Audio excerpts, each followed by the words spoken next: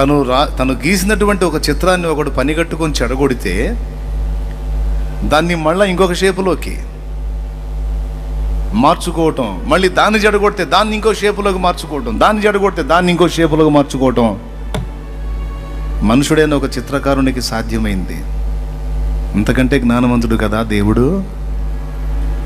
సైతానుగాడు నీ జీవితాన్ని ఎంత చిన్నాభిన్నం చేసి గందరగోళం చేసినా, చక్కని ఒక ఆకృతిలో ఉన్న నీ జీవితాన్ని, నీ కుటుంబాన్ని, నీ సంసారాన్ని, నీ జీవితాన్ని చిన్నాభిన్నం చేసి వాడు అయిపోయింది నీ పని అని అంటాడు. కానీ యేసయ్య ఏమంటాడు తెలుసా?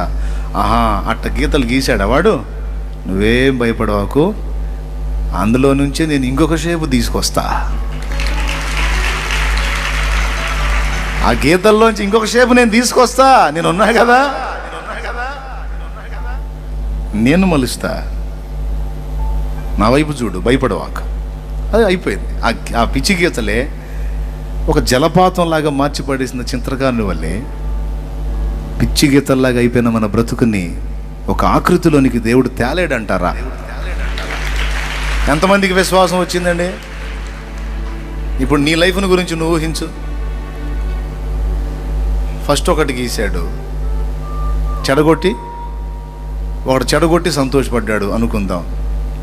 ఏం ఫీల్ కాల, దానిలోంచి ఒక నెమలి షేప్ తీసుకొచ్చాడు, దాన్ని ఇంకొకటి చెడగొట్టి సంతోషపడ్డాడు, ఏం పర్లా, అందులో నుంచి ఒక అద్భుతమైన జలపాతాన్ని, చెట్లని, అన్నిటిని తీసుకొచ్చాడు.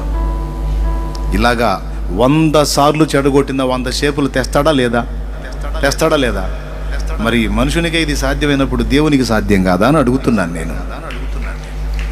మరి ఎందుకు నీవు నీ జీవితాన్ని గురించి వికృతంగా ఊహించుకోవటం అవసరం లేదు. నువ్వు ఆయన చేతుల్లో పెట్టంతే. మనుషుల మాటలు ఎన్ని పాడైపోయి ఉండొచ్చు, మనుషులు పనిగట్టుకొని నీ జీవితం నాశనం చేసి ఉండొచ్చు, లేదా సాతాను నిన్ను మోసపుచ్చి నీ బతుకు నువ్వే చేతులారా పాడు చేసుకునేటట్టు నిన్ను గలిబిలి చేసి ఉండొచ్చు. నువ్వు చేయాల్సింది ఏంటంటే ఆ చిత్రపటం దేవునికి అప్పగించుకున్నట్టు నీ బ్రతుకు చిత్రాన్ని పరమ చిత్రకారుడైన యేసయ్యకి అప్పగించాలి.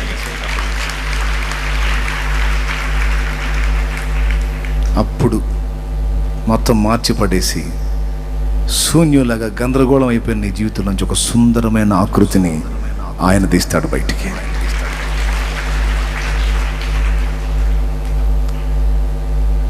ఇన్ని చేయగలిగిన దేవుడు మనకుంటే మనకి ఎవరికి వెళ్ళి చూద్దామండి? ఎవరు ముఖ్యం మనకి?